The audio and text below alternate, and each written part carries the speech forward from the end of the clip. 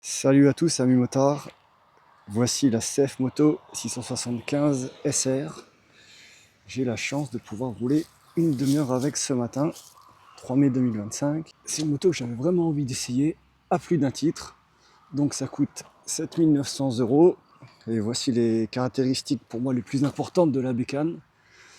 Donc ça cube 675 cm3, 3 cylindres, 90 chevaux à 11 000 tours minute. 195 kg tout plein fait, fourche de 41 mm, 15 litres de réservoir, la selle est à 810 mm, il y a une option haute à 830, ça c'est pas mal je trouve. Le cadre est en acier et le bras oscillant en alu. Le pneu arrière est en 180. Donc voilà, pour moi, ce sont les caractéristiques les plus importantes. Maintenant, on va écouter le moteur. Allez, on démarre la moto. Donc le tableau de bord, il est cool. Bon, sachant que pour moi, le tableau de bord, j'en ai un peu rien à faire en fait, mais bon voilà. Donc il n'y a qu'un mode de conduite et il y a un shifter up. Ce qui est cool et qui finalement est pas tant un gadget que ça, c'est la pression des pneus et la température. Ah, franchement, ça c'est cool, pourvu que ce soit fiable. Donc voilà, donc on va démarrer la bécane. Voilà, donc là, ça c'est le bruit de la bécane. Elle est chaude. Ah, c'est pas mal, c'est pas mal, c'est pas mal. Maintenant, je vais vous montrer ce que ça donne quand je suis dessus avec mon 1m85. Dessus, ça donne ça. Hop. Ah, j'ai pas l'habitude des bécanes sportives. Je manque un peu de repères, je monte plutôt en roadster. Bon, c'est sûr, pour moi, c'est pas très confortable, mais ça doit être plutôt confortable pour une sportive. Donc le bruit, ça donne ça. Allez, maintenant on va rouler. On commence par un peu de tout-terrain parce que c'est vraiment sa vocation première. Moi, je suis quand même plus habitué au roadster. Je roule avec une Suze 1000 GSX-S. J'ai essayé récemment la Hornet 750 et la Suzuki GSX-S vitesse que j'ai beaucoup aimé d'ailleurs. La Hornet un peu moins. Et là, je vais pouvoir comparer. Même si celle-là, c'est la version sportive du roadster. Donc moi, ce que je me demande en essayant cette bécane, c'est deux questions. C'est une, que valent les motos chinoises par rapport aux motos japonaises de même cylindrée. Et deuxièmement, comment régler un micro pour faire une vidéo YouTube. Ouais. Non, la deuxième question que je me pose, c'est que vaut une sportive de 90 chevaux au quotidien par rapport à tout autre type de moto? Est-ce que c'est fun? Est-ce que c'est pertinent? Est-ce qu'on peut rouler sur circuit avec? Bref, qu'est-ce que ça vaut?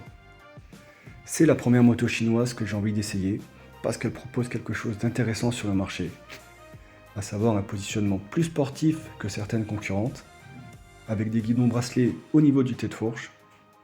En plus de ça, elle a une finition et une gueule valorisante. Et son 3 cylindres se démarque des bicylindres en ligne proposés par d'autres constructeurs. Sans oublier les 3 pattes Triumph bien sûr. Je n'ai pas roulé longtemps durant mon essai, mais ça m'a suffi pour me faire une idée sur la bécane. Avec cette 675 SR, CF Moto C complètement raté. La moto est nulle en tout terrain.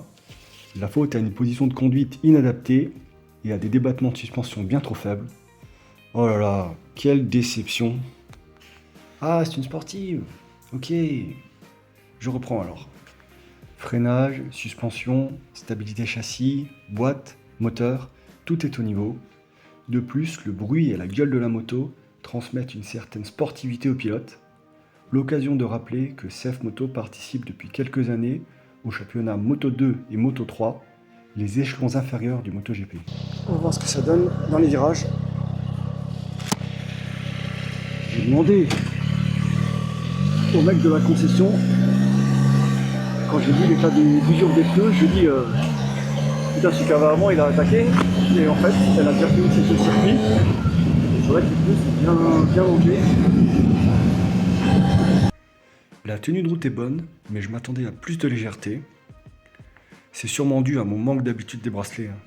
Le freinage manque lui un peu de mordant, mais offre un bon feeling. Quant au moteur, il est sympa, mais n'a pas la niaque de la Hornet dans les tours. Allez, c'est parti, on rend la moto à la concession.